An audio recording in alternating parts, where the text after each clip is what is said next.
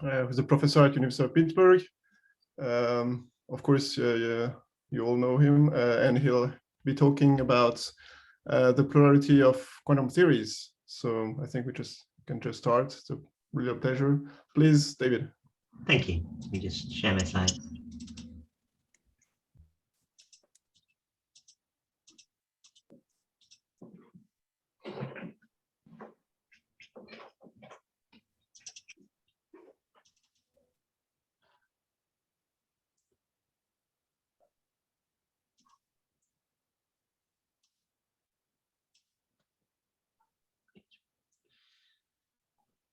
Okay, so I think as of 2021, the discussion in philosophy of physics about the quantum measurement problem has reached a sort of stability and a sort of maturity.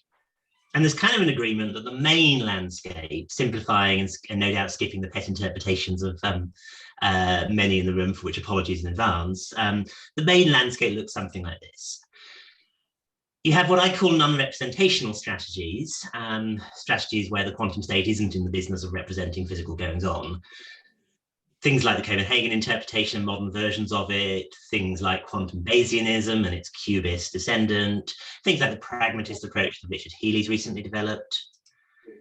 Then you've got modificatory strategies, strategies that change the formulas of quantum mechanics or add some to the formulas of quantum mechanics, which mainly divide into hidden variable theories, of which we tend to focus on Bohm's theory, and dynamical collapse theories, where we modify the Schrödinger equation to violate unitarity and suppress macroscopic superpositions. Again, we tend to focus on the GOW theory there. And then you've got Everett type strategies, strategies that leave the dynamics unitary, appeal to decoherence to get at an emergent notion of the quasi-classical, and at least in philosophical discussions tend, and I think rightly tend, to end up going to some kind of explicit many worlds sort of story. And here's a kind of conventional wisdom you see in quite a lot of the philosophy literature about that sort of landscape of choices. Firstly, the non-representative strategies are said to be anti-realist and therefore bad, and therefore we largely stop talking about them. It's pretty common, particularly in the more metaphysically inclined corners of philosophy of physics, to largely dismiss all of those approaches in a sentence. And the sentence normally says something like, it's the job of scientific theories to tell us what the world's like. These theories don't do that, therefore they're failing in the job of scientific theories.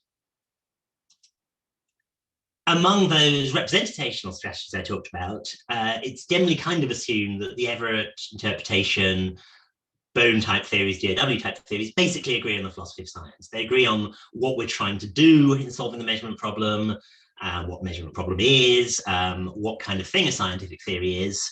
It's a much more kind of localized internecine disagreement.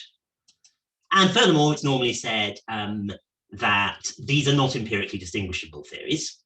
So the difference between them isn't going to come down to experiment, either in principle or in the case of GOW in practice.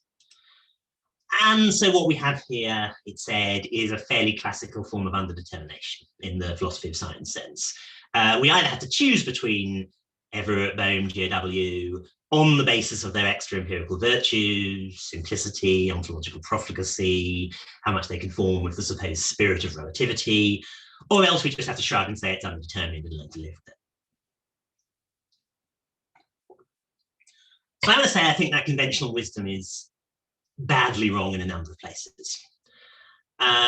In the first place, I think it's a serious mistake to think that what's wrong, if anything, with these various non-representational strategies is simply that they don't attempt to give a objective description of the unobservable goings on in the physical world. I think firstly that's a bad strategy because advocates of those approaches are totally relaxed that that's not what they're doing. And so you're not going to actually speak intelligently and usefully to physicists who advocate these kind of approaches, which are pretty popular in physics, if the starting point is simply it's bad to be an anti-realist. But also because I think it loses track of our own history, it loses track of the kind of reasons why the kind of operationalist, positivist, instrumentalist strategies in philosophy of science have fallen from grace, which wasn't really to do with some sense that there was a fact that they were a failure of nerve in understanding the physical world, but in the sense that they failed in their own terms, that the project they tried to carry out wasn't successful.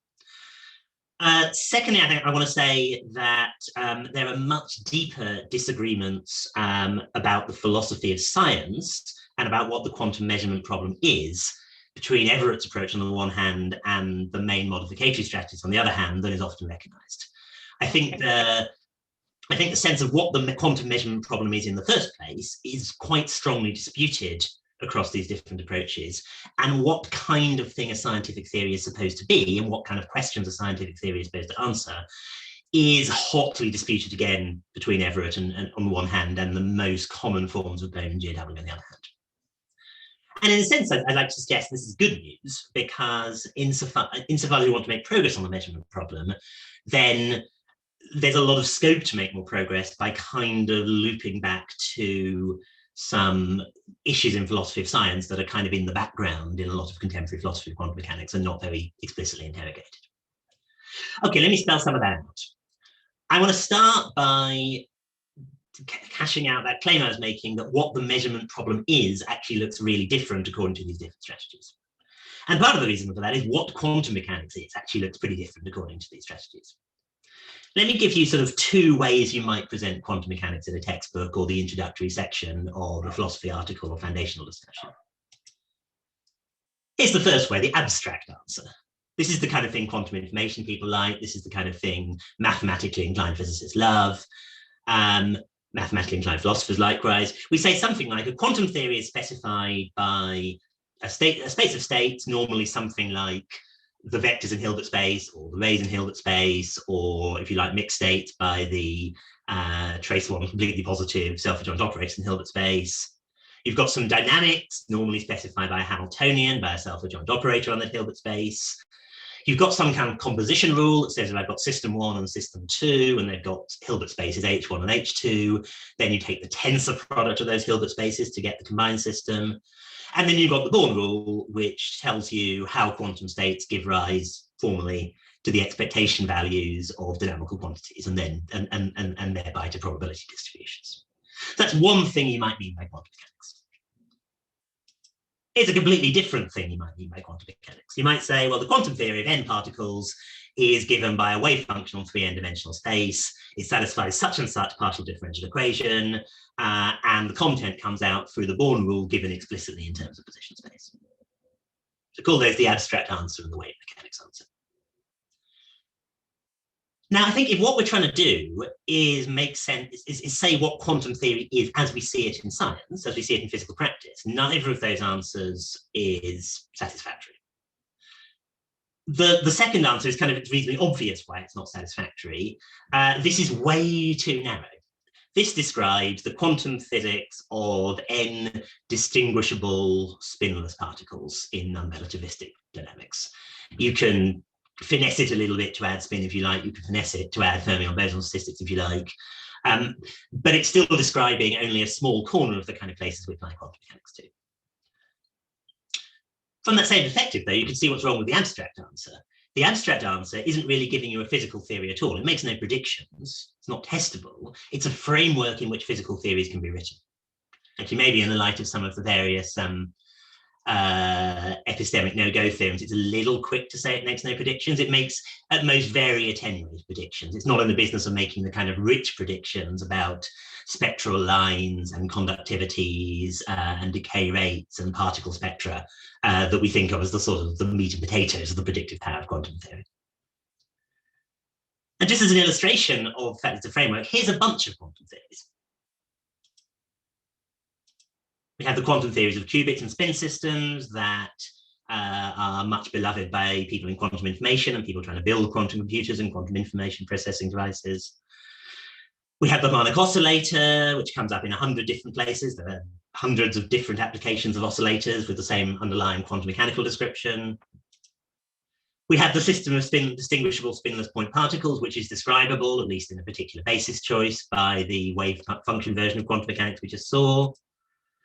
We have the kind of systems of nucleons and electrons that we're studying in doing atomic chemistry and doing quantum chemistry. We have the vibrational modes of crystals and other solid bodies that are the core content of solid state physics with its array of quasi-particles and collective excitations. We have the physics of fluidity and of superfluidity.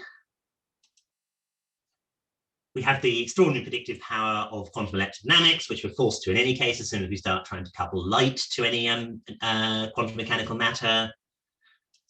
And of course, we have the standard model of particle physics, which, depending how optimistic you are about reduction and emergence, arguably in some sense underlies all of this pattern. So all of these are quantum theories. And all of them are quantum theories in the sense that all of them fit the abstract framework we just saw.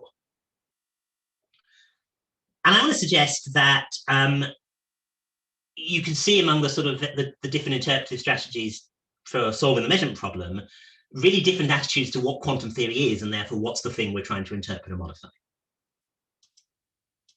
So I think the bulk of modern non-representationalist strategies, at least the ones that have get the most airtime at the moment, things like cubism, things like Higgs pragmatism, seem to be trying to interpret the abstract framework.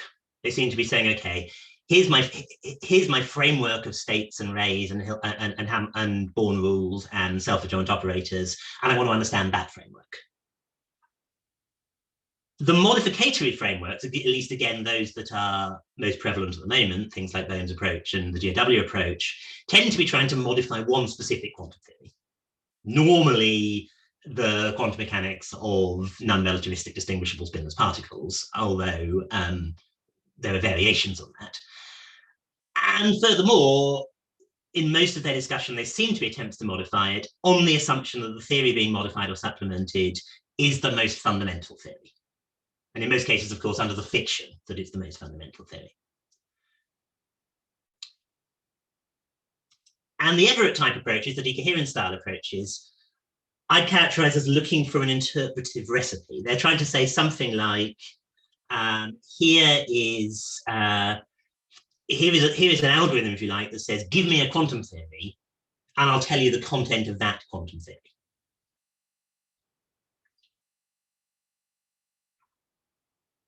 So I want to suggest, firstly, those are really different projects.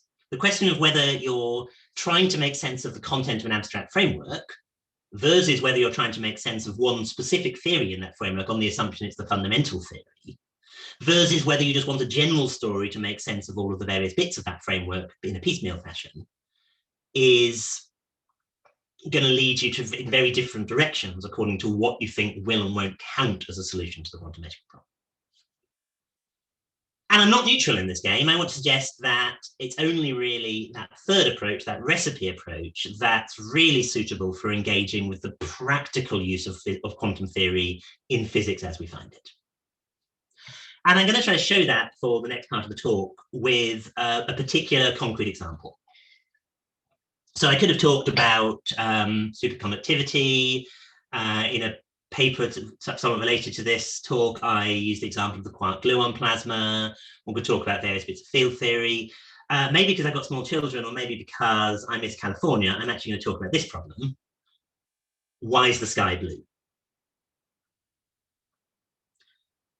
And the question of why the sky is blue is, in a certain sense, a pretty well understood physical question. I should say I'm not going to pretend to give you an answer to the question that's suitable for 5-year-olds, and that's left as an exercise to the reader.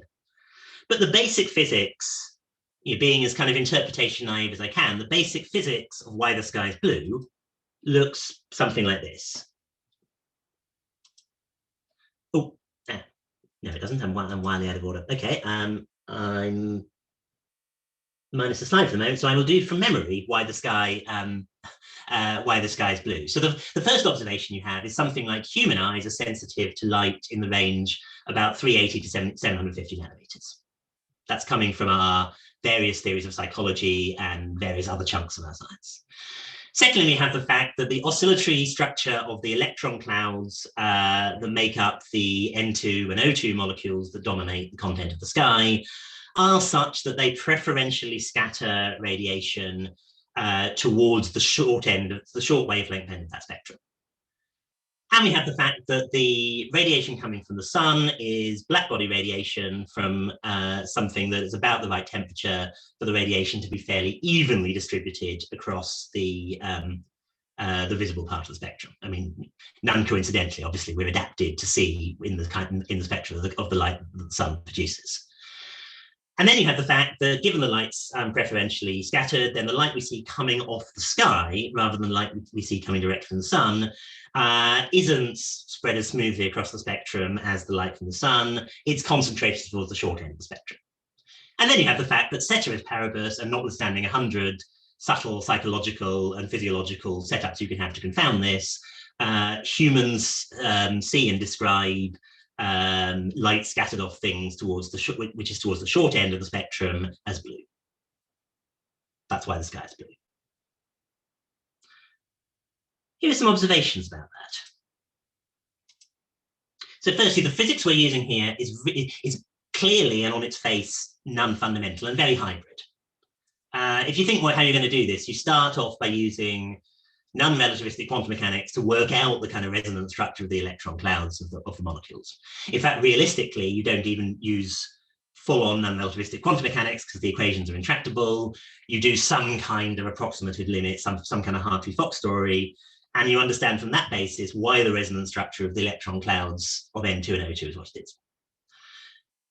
Secondly, you start looking at the oscillatory structure of that bond, and you're able to analyze it in harmonic oscillator terms, and then understand the way in which it couples to light. And the coupling that we use to light is going to be a combination of non-relativistic quantum mechanics and QED. It's kind of QED in a regime in which we can get away with treating particles just as particles, and where we can't set C to infinity because the light goes away, but we can treat the matter part of the sector as non-relativistic. So it's clear from its structure that this is a piece of model. It's a piece of modeling using a relatively higher level emergent bit of quantum mechanics, not using anything that ever pretends to be fundamental physics. Okay, secondly, the description of what's going on in that physics is pretty explicitly representational. I'm talking about electron bonds, I'm talking about photons, I'm talking about scattering. I'm using a lot of language, which is not the language of the directly observable, and yet, at least facially, without some substantial reinterpretation, is pretty clearly language that's supposed to be describing represented goings on.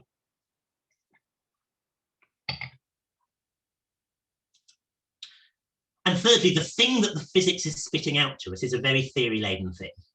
You know, the full explanation of why the sky is blue involves, chunks of human physiology, involves statements about the sun as well, but the kind of division of labor that says, what do we need to know about the sky to know why the sky is blue, is something about if we input into the sky something described in very theoretical terms, radiation at certain frequencies, then what we'll have output from the sky again is something described in very theoretical terms, radiation at other different frequencies.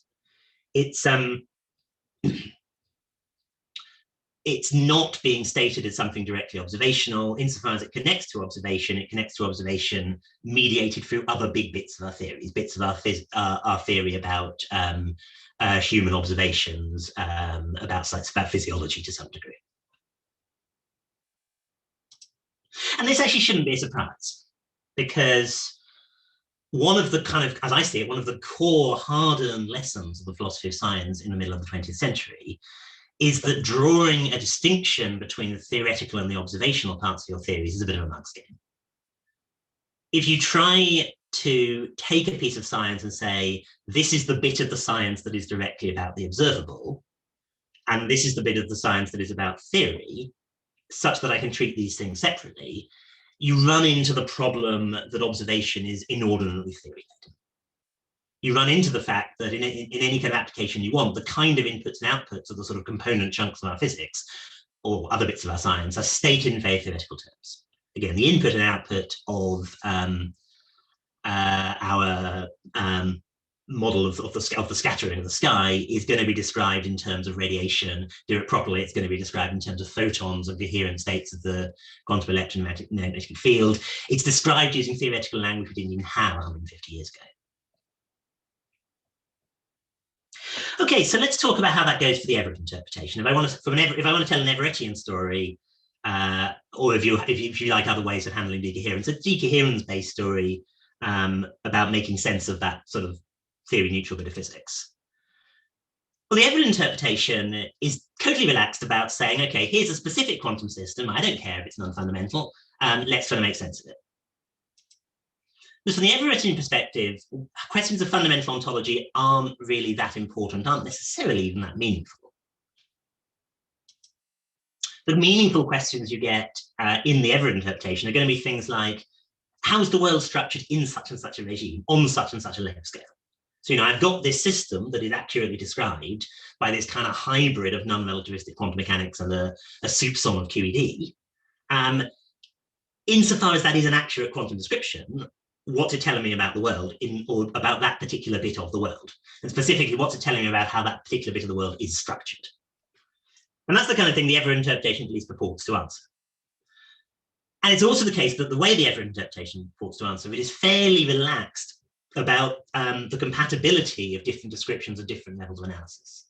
So if I do my analysis of the nitrogen molecule at a kind of relatively high level where I'm just treating it as an oscillator, and then I treat it at a lower level where I'm keeping track of the individual electrons, and then I keep track of it at a lower still level where I'm keeping track of nuclear structure and this kind of thing. The relations between those inside our normal physics are basically structural. Can you derive, with a lot of room for maneuver, the mathematical structures at the higher levels from the mathematical structures at the lower levels? And the Everett interpretation is basically just piggybacking on that recovery structure. And claim all of this is well suited to analyze real physics problems like what color the sky is. It's that recipe form I'm talking about. I can just say, here is some concrete bit of non-fundamental physics, which purportedly is talking in representational kinds of way. Everett will kind of make sense and legitimate that. That doesn't mean it works, incidentally. I'm not here making a claim that the Everett interpretation succeeds in what it claims to do.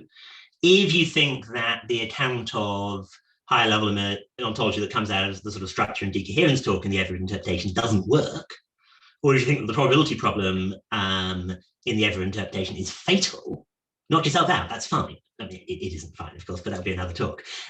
Internal to the logic of this talk, it's fine. The point I'm making is, on its own terms, the Everett interpretation is in the business of legitimating the ordinary quantum mechanics of something like why is the sky blue?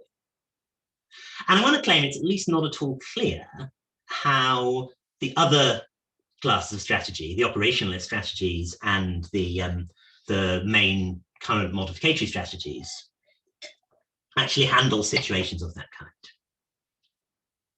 So let me talk a bit on that basis. Let's see.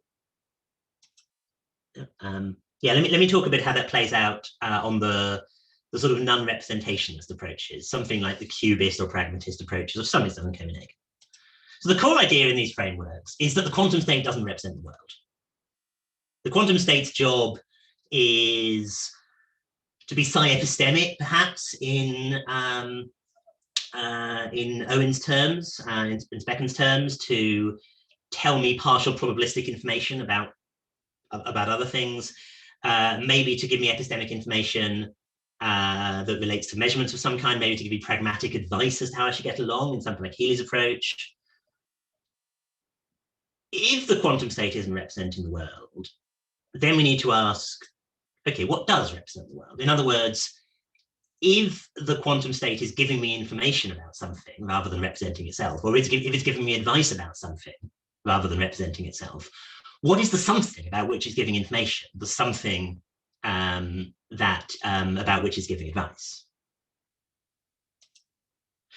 Now, to his credit, I think Niels Bohr was admirably clear about this. And I think you can see, although it's a task for a better historian than I, you can see the kind of interplay between Bohr's ideas and the sort of strands of logical positivism that were in vogue in Europe at the time. As far as Bohr's concerned, representation is the task of classical physics. There's no purely quantum description of a system possible. When we want to talk representationally, when we want to actually talk about things going on, we need the language of the classical to do it. And the problem with that is, again, going to be that, with hindsight, that just as there's no really reliable way to separate theory from observation, here's a special case, is there's no really reliable way to separate the classical level descriptive language from the quantum level descriptive language. So if you look at my example of scattering light again, maybe the fact that we want classical language is going to partially permit us to talk about the light scattered from the atoms in terms of as radiation, but we're going to want quantum mechanical features of that radiation in various further bits of analysis. We want to understand how that light interacts with the human retina, for instance. If we want to talk about the discretization of the light, for instance, and use that kind of language. If we want to talk about the oscillation of electronic bonds, then again, that language isn't classical. And other examples outside that, I want to talk about something like this is a laser. A laser is quantum mechanical language. So we have, and there's a fairly general consensus, including, I think, from advocates of these kind of representational approaches, that Bohr's kind of forever classical quantum divide isn't adequate to us. But then what's the alternative, really? And in their own terms, I think cubists, for instance, heliotype pragmatists, aren't really in the business of offering a good alternative to this. They're not particularly in the business of offering an alternative that can handle the fact that the ordinary representational tool we have in quantum theories tends to be state dependent. If I say things like there is an oscillation, or there is an electron bond, or even in field theory, there is a particle, all of that stuff that depends on dynamical state things, or even the system is at temperature such and such. The framework is not set up to handle that kind of thing very well. And you see, generally you see in the way these approaches work, that they largely black boxes and talk about what some black box measurement device gives you. And again, with something like the color of the sky, we know from a lot of the ways in which positivism and instrumentalism fail that it won't really do to just analyze a statement like the sky is preferentially scattering short wavelength light as just a statement about what some idealized photon detector will do. And I think a way of seeing what's going on here is you can think that these approaches are predominantly in the business of interpreting the sort of abstracted framework we see in quantum information descriptions. I think it would be churlish not to say that framework's been rather informative in those places. You can learn a lot by looking at kind of cubist or pragmatist or neo-Copenhagenist analyses of classic quantum information experiments. And of course, the power of quantum information is that it abstracts away all the messy physical details and just gives you the bare formalism and says what can be done in that abstracted framework. But I think it's a serious open question at best, just how these kind of frameworks are going to apply in situations where I'm not just doing abstracted quantum mechanics, where I'm actually using quantum mechanics for some particular model. How am I doing for time? Got 45 minutes, yes? Great. Yes. Okay, let's look at how this plays out in the modificatory strategies. So here's something you see normally, not necessarily in any kind of modificatory strategy you can imagine.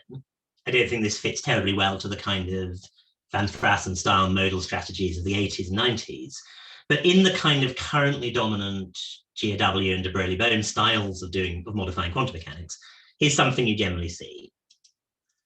We normally require a fairly direct way to get the macroscopic observable facts off the modified theory.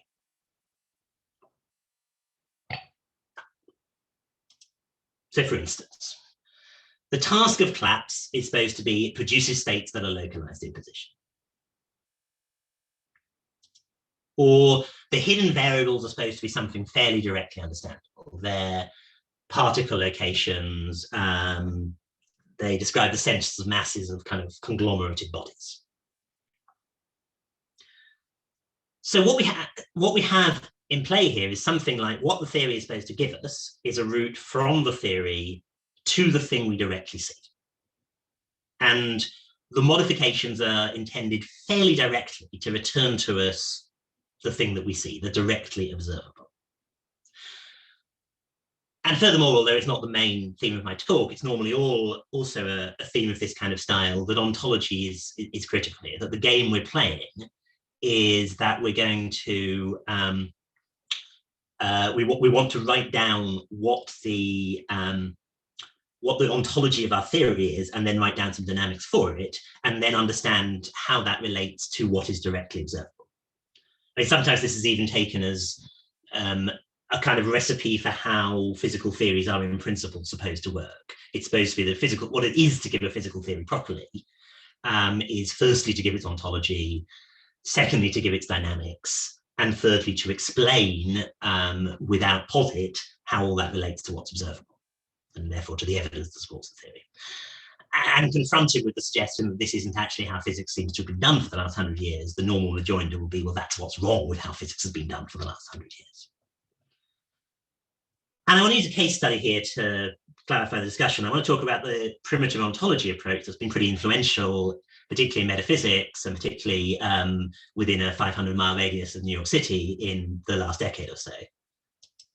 Here's how that approach works here. We start by saying, look, any theory, to be a properly set up theory, is supposed to have a primitive ontology. And the primitive ontology is supposed to consist of something like local stuff, local particles, or perhaps local fields, local beables in Bell's famous sense. And the primitive ontology is doing two things for us. It's telling us how to understand the theory. Normally, the idea is that we have a direct understanding of what it would be to be something to be a localized thing in space. And other things that are non-primitive parts of the ontology, we actually understand those things indirectly through their dynamical or mnemic influences on the primitive ontology. But also the primitive ontology is supposed to be directly what we can see. We're supposed to have direct observational access to the primitive ontology, or at least the coarse grainings of it. I mean, it's not supposed that we know exactly where the electrons are, but something like, what it is to be a table or a needle on a measurement device is simply to be a swarm of primitive ontology particles or fields shaped like a table or shaped like a point from a measurement device. So our take on what macroscopic objects are is largely untheorized. It's not very theory laden. It's largely about size and shape. In philosopher's terminology, a macroscopic object is a mereological sum of the particles of the primitive ontology, or mutatis mutandis if you have some more continuum primitive ontology. And then additional ontology is interpretive derivative on this. As I say, you understand the wave function in Bohm's theory one way or another via its impact on the primitive ontology. Maybe it's another bit of our ontology. Maybe it's actually a law. Maybe it's a new ontological category that doesn't fit either into the sort of object law framework. But in any case, it's not directly observable by fiat, because by fiat, the way things are observed is that they are they're pieces of the primitive ontology, bits of the primitive ontology big enough to see. And again, notice that we're seeing something that looks, ironically, I think, given the very strong realist leanings of most people interested in theories of this kind, we're seeing something again that looks something worrying like the observation language, theory language distinction. We're seeing that it looks like it's possible just to point at a given theory and say, this bit of our theory is the bit we can see, and these other bits of our theory aren't. And so observation is always going to be of these things. Now, in earlier criticisms I've made and others have made of approaches like Bohm's or GOW's, then a lot of that's focused on the fact that the theory that's being interpreted as if it was fundamental is actually a very non-fundamental theory, non-relativistic quantum mechanics. And the criticism that I know has made of that is, if you're going to if your framework relies on interpreting a fundamental theory, you better at least be interpreting something like the standard model of particle physics. And so it's a concern with this, put mildly, it's a concern with this approach that there isn't a Bohmian version of the standard model. But actually, I think the criticism goes a bit deeper than that. I mean, firstly, of course, the standard model doesn't pretend to be fundamental either. It's written into the DNA of modern field theories that they're effective field theories. They have limitations of applicability at short distances, so that ultimately we can only we can only make sense of those theories as kind of emergent, slightly fuzzy, higher level sorts of things. But also the path that leads from the standard model, even if we pretend the standard model is fundamental for the moment, the path that leads from the standard model to observational predictions is fantastically indirect. the detection of the large, of the Higgs boson in CERN did not involve somebody putting their eye to an eyepiece and saying, aha, the Higgs boson. The Higgs boson was seen as a resonance in the scattering cross-section for hadron collisions at 125 gigaelectron volts. Or central mass, probably that times 2, actually, in any case, whatever the size is. And those are all very theoretical terms. Hadron, scattering, gigaelectron volts, cross-section, resonance. None of these things is anything about the directly observable. All of these things are massively theory mediated and make their way to anything describable as the position of a needle or a pointer through a long chain of other bits of physics and chemistry, many bits of which are only in principle and certainly not in practice reduced to the standard model at the moment. But rather than discuss the esoteric of the standard model, I'll go back to my cute example of the blue sky. So let's look at how the perimeter ontology account in something like, let's use Bohm's theory for a concrete example, how it can handle something like why the sky is blue. And I want to suggest it basically can't, for a whole bunch of different reasons. So the first and simplest is just that the actual physics involved is not inside the rather narrow class of physics for which we're officially given a Bohm style, or we'll come to that DAW style interpretation. What we're dealing with here is quantized radiation coupled to non-relativistic quantum mechanics. Taking that theory fully seriously requires one to wrestle with normalization, with the infinities of self-interacting fields. None of that's been done, even in its own terms, in the Bohmian framework. That's the kind of cheap reason there's a problem, although I think it's a fairly serious problem. But over and above that, let's stipulate for the sake of it that something like that can be done. So second concern then is that the explanatory moving parts in the story just aren't describable in the perimeter ontology.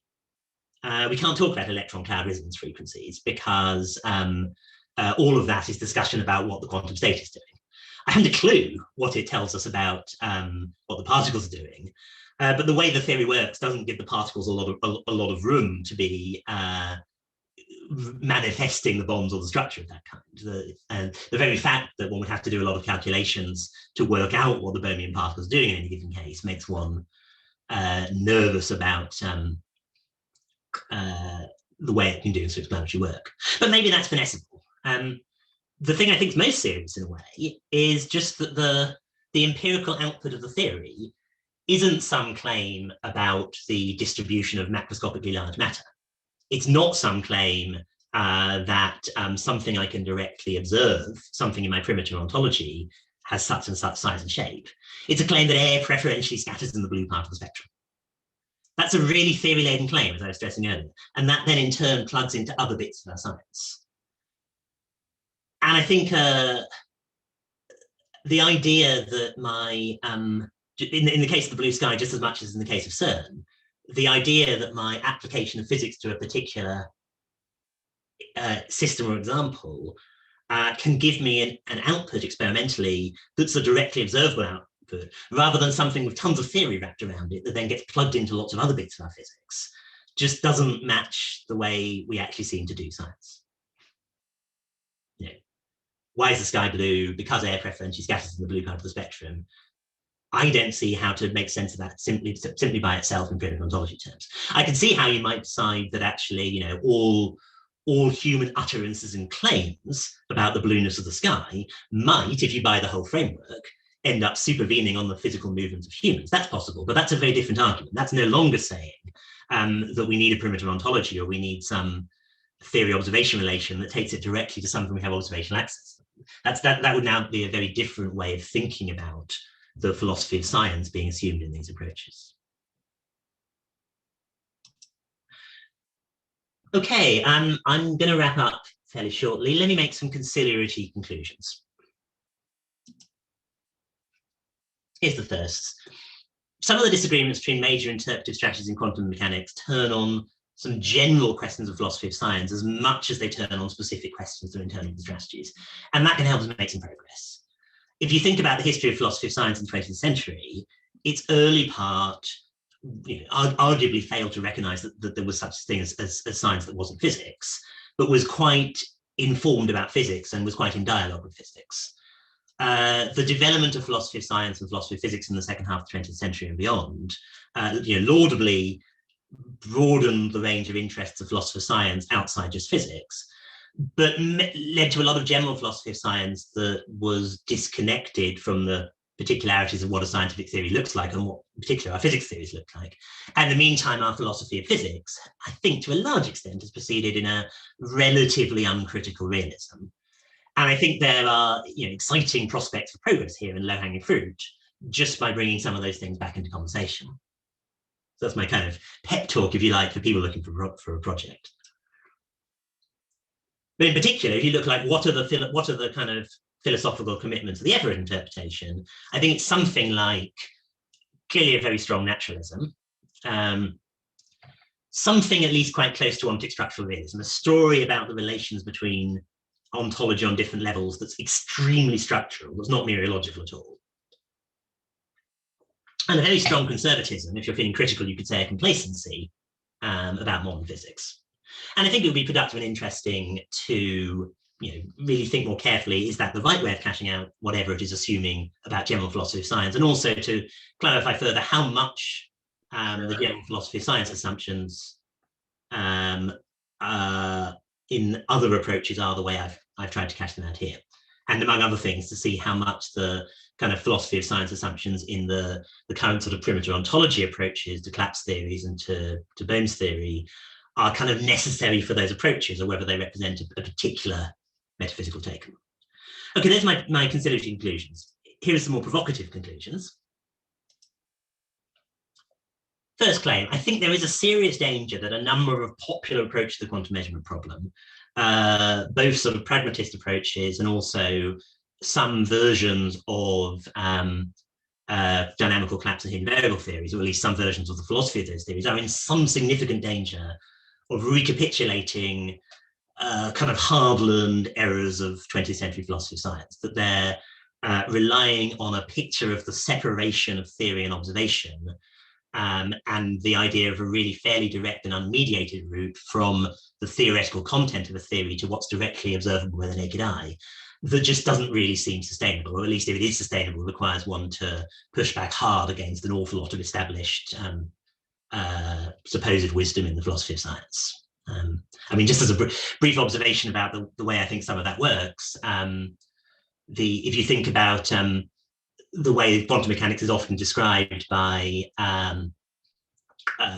critics of the framework, they'll often say something like, I've got an operational calculus, a quantum theory that sure is highly predictively successful, but doesn't tell me what the world is like. If it really was the case that we had a quantum theory that was highly predictively successful but didn't tell us at all what the world was like, that would tell us it was perfectly possible to be a logical positivist about that theory. And a lot of what was supposedly problematic about logical positivism was you couldn't be a logical positivist about real theories. So, be careful what you concede in this framework. Okay, that's the first more provocative conclusion. Here's the second, this is more a question. A challenge for supposed solutions to the measurement problem. If you've got a solution to the measurement problem, can it give a proper account of just standard examples of the application of quantum mechanics, not of supposedly like explicitly quantum things like abstract descriptions of Bell's inequality or entanglement or something, but can it adequately handle things like BCS superconductivity, the Higgs mechanism, the two-slit experiment if you actually do it with photons? We'll come to that, I suspect, if you do it with electrons, but actually tell a physically coherent story about how you detect those electrons, why the sky is blue. If you can't give an account of those things, then you haven't yet solved the measurement problem. Because ultimately, that is the examples like that, and thousands like them, are the things that actually underpin the empirical success of quantum mechanics. The Everett interpretation in its own terms solves those problems. That's why I say the Everett interpretation in its own terms solves the measurement problem. Whether it fails for reasons of being unacceptable for other things is another matter.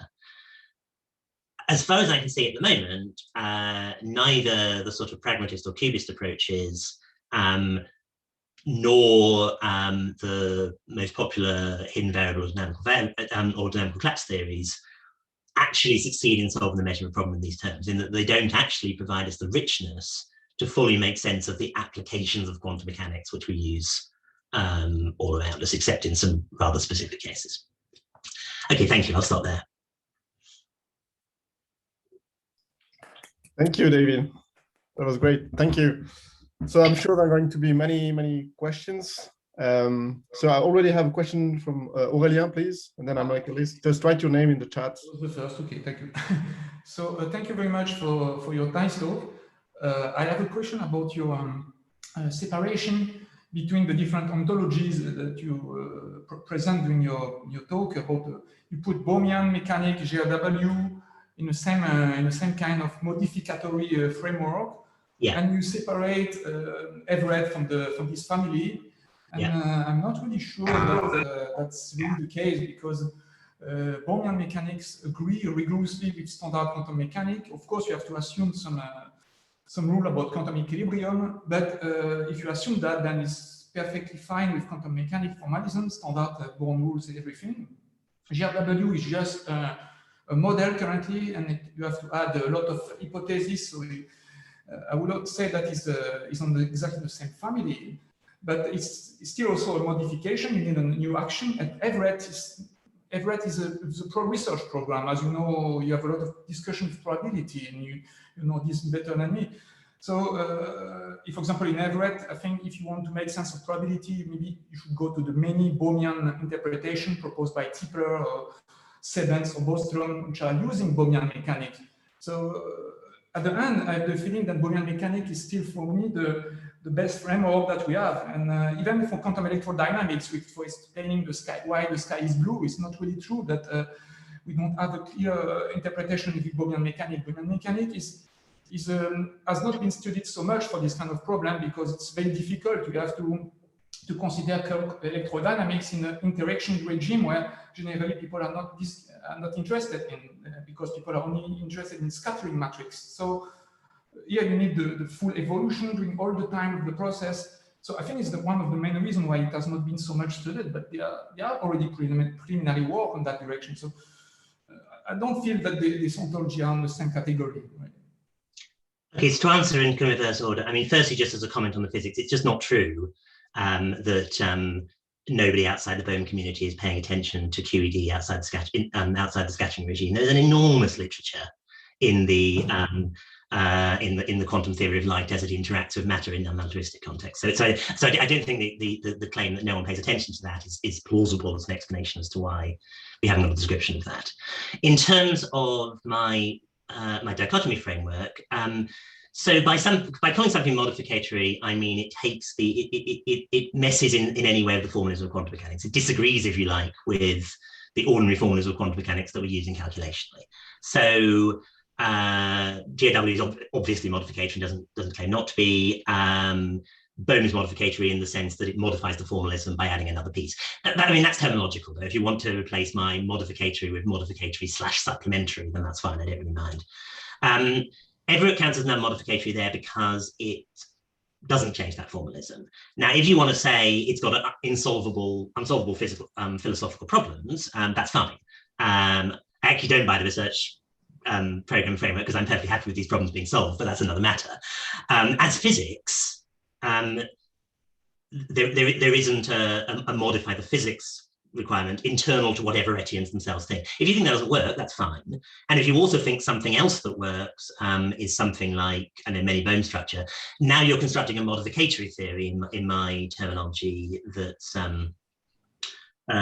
explained by that's motivated by Everettian ideas. But just in terms of my structure, it falls on the modificatory side. And again, the problem is going to be that once you start doing that, the styles of modification that are being played with here, and for instance, many Bohm styles, are again going to put you in a place where I think you've got a serious problem with recovering the theory latency experiment.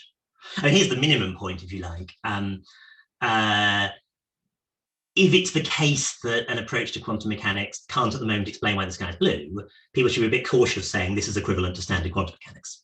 I mean, standard quantum mechanics explains why the sky is blue perfectly well. If everyone wants to say, we're optimistic about our research program, then that's great. I'll wait to see the results of it. But right at the minute, a theory that can't explain why the sky is blue is not empirically equivalent to a theory that can. So now we have Eric, please. David, thank you for that really beautiful and rich talk. I am strongly sympathetic to everything you said about the physics, everything you said about how the physics ought to be brought to bear on the philosophy. I'm even sympathetic with a lot of the details of how you did bring the physics to bear on the philosophy. There are a few points though that I'm not sympathetic to. You won't be surprised to hear. One, I just have to get this off my chest. You said instrumentalism fails by its own terms.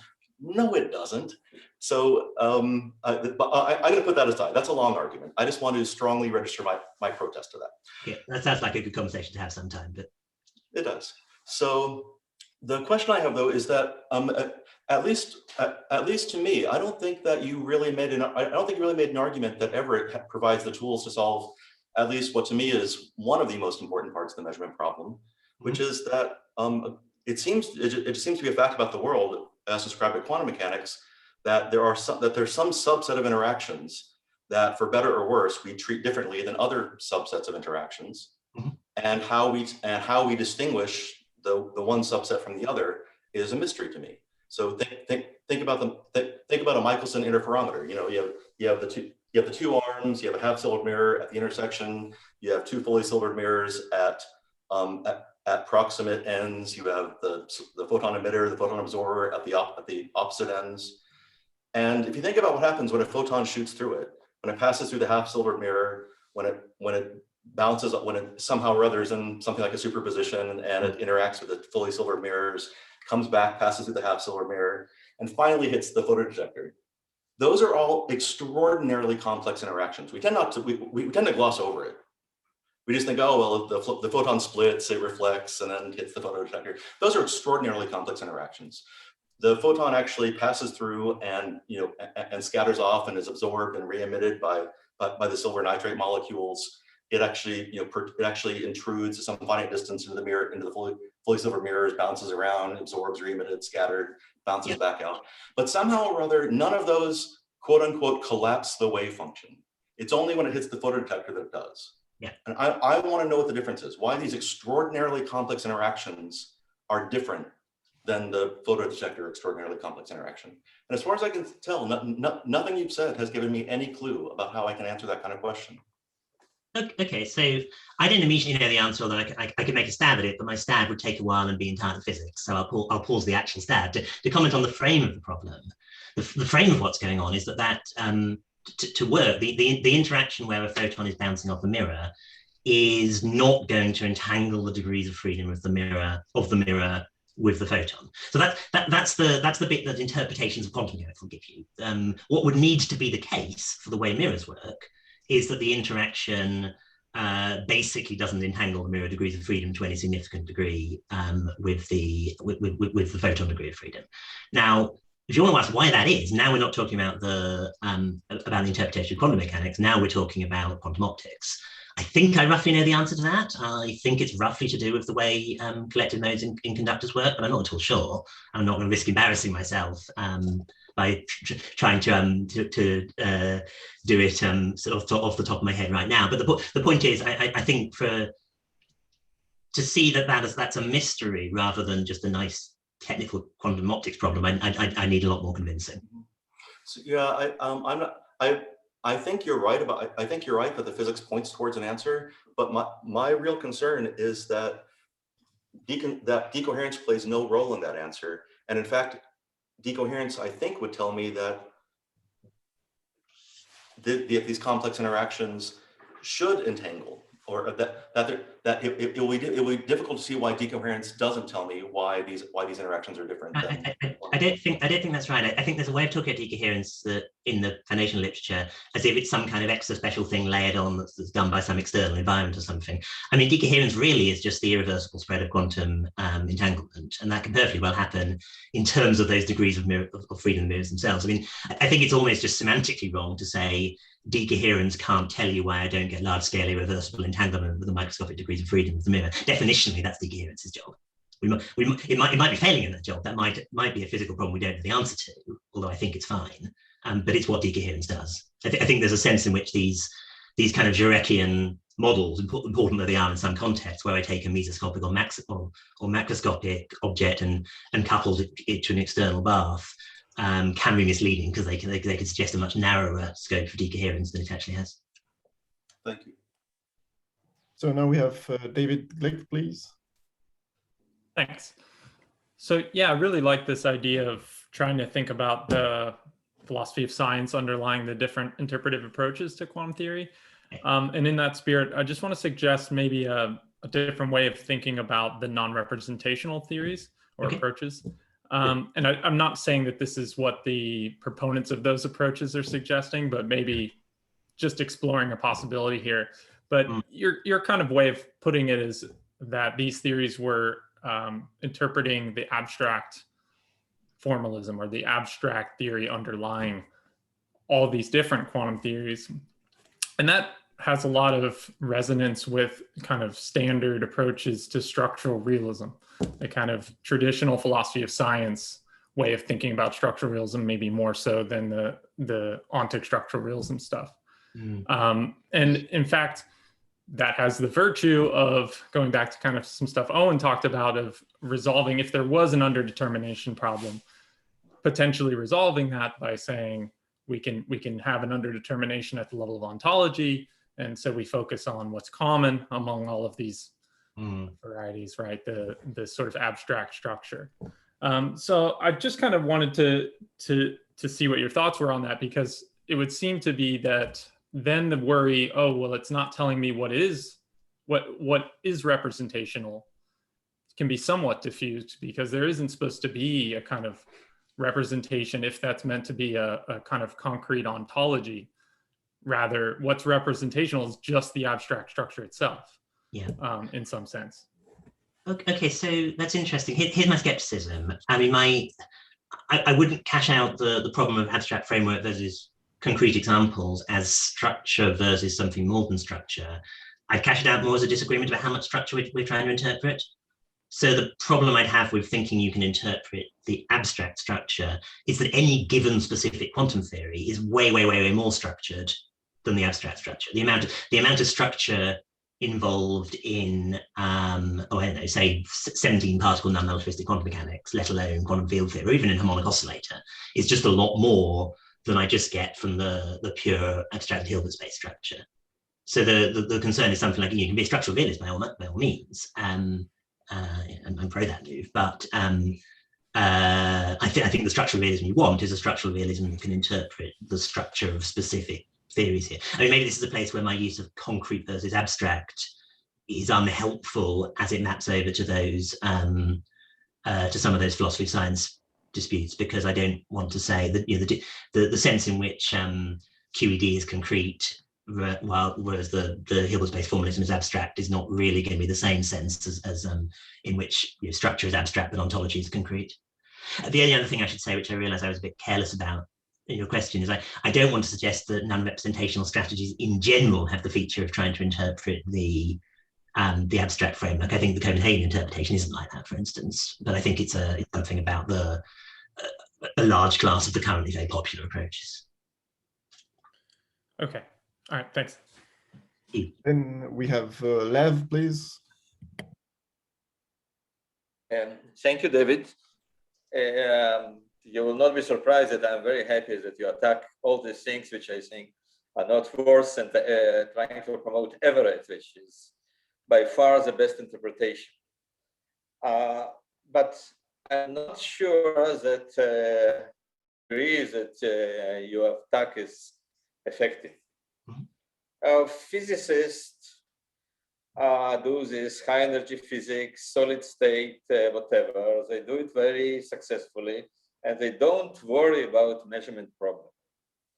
And when the sky is blue, they find kind of make calculation and find that mainly the wavelengths which coming from the sky, from all this quantum calculation, more exact or less exact, is in the range of blue, and they think it's a good explanation.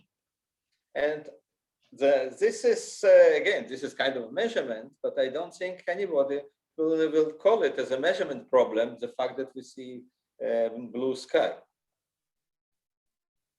The measurement problem is that we take quantum mechanics, we calculate, and we get essentially equal kind of stuff on detector A and detector B.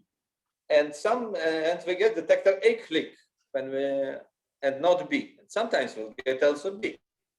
This is the measurement problem. As I understand it, I think the same things which people will understand when they read your book. This is a measurement problem. Not all this physics, all other things, it's no problem. The only measurement problem which all this interpretation have to solve is how it happens that quantum equation give us essentially equal waves on A and B, but we see only one of them and not two of them together. But in classical physics, when we have equal wave A and B, we see both waves, and here we see only one. This is the measurement problem. And I think these theories, they have all kinds of problems, but they solve this problem, and they're not supposed to solve this all other things like superconductivity or whatever. I think I don't see any reason why we need. Bohmian will say, okay, calculate the Bohmian trajectory. You will see there is only one outcome. There is no problem here. The problem is when quantum mechanics have several outcomes and we see one. Okay, so that's helpful. I mean, here's a quick response to the second bit. Firstly, I mean, if that is the Bohmian response, my answer is going to be go on then. I'd like to see the full Bohmian account of superconductivity. I don't think it's going to work, both because I think there are big bits of QED floating around a full account of superconductivity, and because I think the outcome of the result isn't describable simply in primitive ontology terms. It's going to be very theory-laden outcomes with claims about conductivity and things like that. But in terms of the broader point, I mean, I totally agree, of course. Why is the sky blue is not the measurement problem. But solving the measurement problem, at least as I understand it, means avoiding the problem of macroscopic superposition without breaking quantum mechanics. So otherwise, I can solve the measurement problem very easily, and classical physics solves the measurement problem. The earth, air, fire, water ontology is the measurement problem. Just none of those have a measurement problem. The reason we don't regard those factors as the measurement problem is they don't reproduce things as quantum mechanics. So I'm taking it as read. The solutions to the measurement problem don't just have to tell me why Schrödinger's cat isn't in superposition. They have to do it in a way that doesn't break quantum mechanics, that lets me hold on to all the evidence for quantum mechanics. So the Bohmian and GRW have problem with Schrödinger cat? I don't think that there are any kind of problems. I think that they solve it perfectly. One non-locally, one randomly, but given their difficulties. Why is the sky blue? What? Why is the sky blue then on the Bohmian account? That needn't be a rhetorical question. I think it would be very productive and helpful to have a nice concrete example like that properly worked through. My feeling is at the moment it hasn't been done, and I'm skeptical it can be done. If you will have a detector which will kind of put a blue-red pointer, the Bohmian will tell you that the pointer will show on blue. I'm not sure which Bohmian theory are we talking about here. I don't think there's an accepted Bohmian version of QED, just for starters. Okay, I don't think we should take the time of all of them. So Aurélien put a comment on this in the chat if you want. Maybe we should move to other questions. Then Christian, please. Thank you. Thank you, Dave, for talk. Very, very good talk. I wanted to ask you something about the primitive ontology as well. So I was wondering, so I guess the way you presented the primitive ontology approach, it sort of seemed like that it's contrast to Everettian quantum mechanics. I know that this is not the case, and I know that you know that this is not the case. There are ways to make Everettian quantum mechanics sort of a primitive ontology, find a primitive ontology in Everettian quantum mechanics. So I just want to understand. I know that this is not in the spirit of I perfectly. I was going to say, and just to cut in briefly, I think this is a place where I think it's the way I've drawn the dichotomy is doing a certain amount of work. I think for that very reason, the thing you're calling Everettian quantum mechanics there has a lot more in common philosophically with the Bohmian GAW roots than it does with the with versions of the Everett interpretation that people who actually advocate them tend to endorse. It's absolutely right that Everett that kind of primitive ontology version of Everett is the kind of version of Everett that people naturally think about if they like the Bohmian style approaches and ask, how would I think about Everett? In much the same way, actually, as the kind of Everett in denial accounts of Bohm that people like me have played with are the kind of way Everettians think of Bohm's theory. But I think actually the interesting, useful distinction I'm claiming is more on the line of where you put the primitive ontology and where you think about the rules that relate observation to theory than whether the theory is formally a many worlds theory, for instance. Okay. Anyway, I cut you off. I should No. That's fine. That's okay. So, but even granting that there is a even granting that this is not the target of the primitive ontologies. Okay. Yeah. So let's say that then what the target is, right? So what the way in which I'm thinking about the primitive ontology is not that. Which might be wrong, so correct me if I'm wrong. But the way in which I think about that is not that any specific approach, let's say mass or flashes, or should work. The point is that this way of thinking about physical theories is the correct way.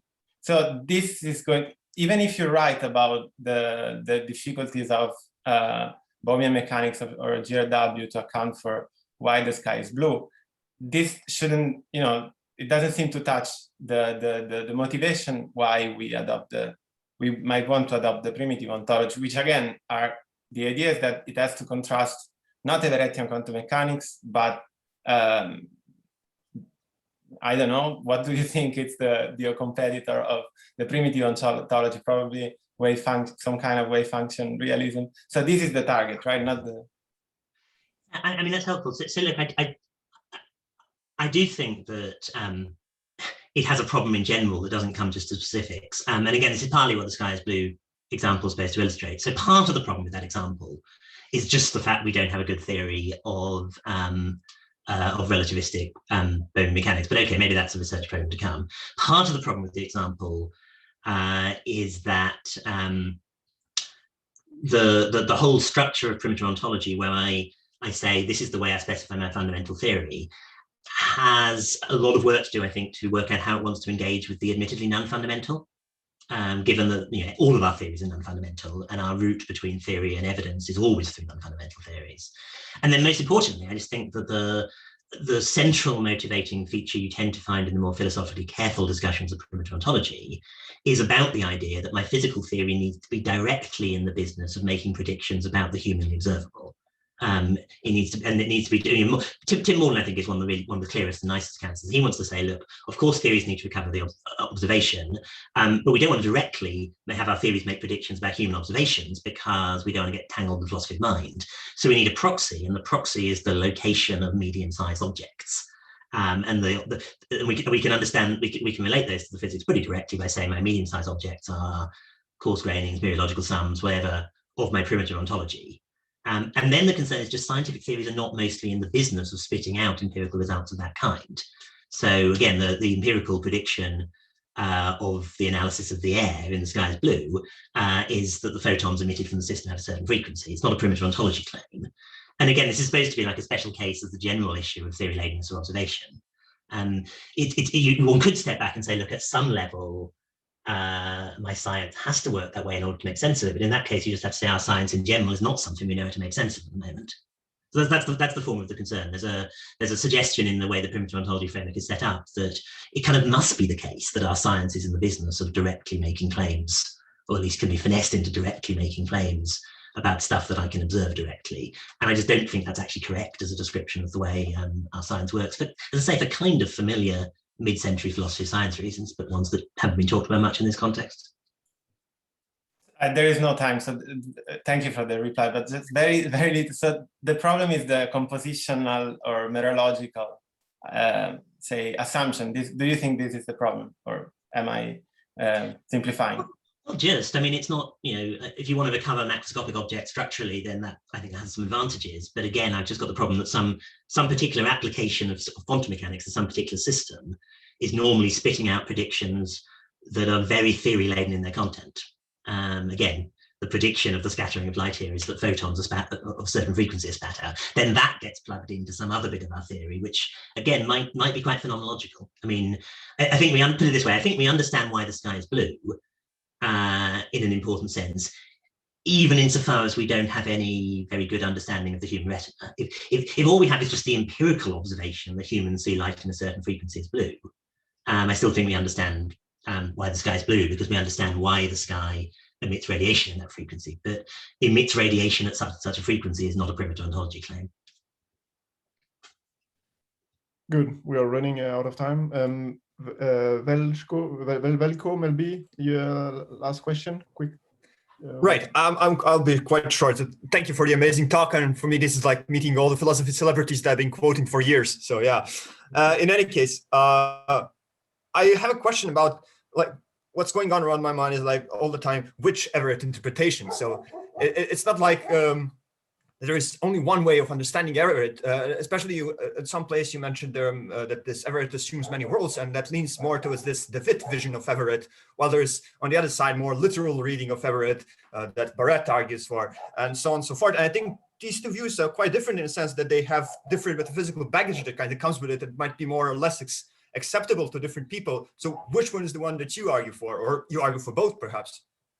Well, the one I argue for is much more, in other places, is much more explicit in many worlds. But from the point of view of the talk, we can be fairly neutral here. I mean, I've sort of been hedging quite a lot on the talk. I think I refer a lot to Everett type interpretations. What I'm talking about basically is any of the class of interpretations that treat the quantum mechanics unitarily, don't modify or supplement the physics, don't make any appeal to external observations, and treat the solution of Schrodinger's cat at the technical level as being an exercise in understanding the quantum classical transition, and to a significant extent then end up playing with decoherence. So in principle, I mean, something like the sort of Gelman and Hartle style decoherent histories approach, which, you know, whose supporters claim that not a many worlds theory at all, is definitely Everett type in my account there. Various people who want to say decoherence by itself solves the measurement problem count as Everett type by my account there, even if they want to say there's still only one world.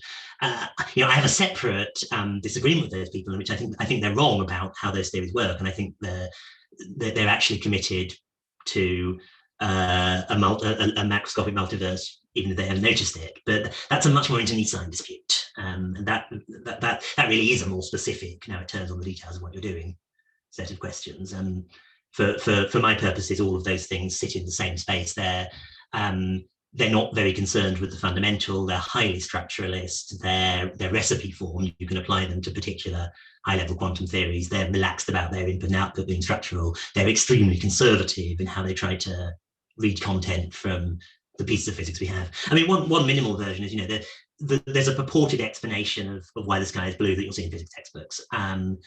Everettian strategies, the kind I'm doing, are basically in the business of trying to legitimate that explanation, as opposed to saying something like it's fundamentally lacking and needs to be, because it relies on a fundamentally understood quantum theory and needs to be reformed in various ways. Right. Thanks very much. I mean, this just came to my mind because you had a slide with some problems with Everettian interpretation, and then I think that list would usually vary, you know, depending on which exact version you take. So that's all. But yeah, thank you very much. It's very helpful.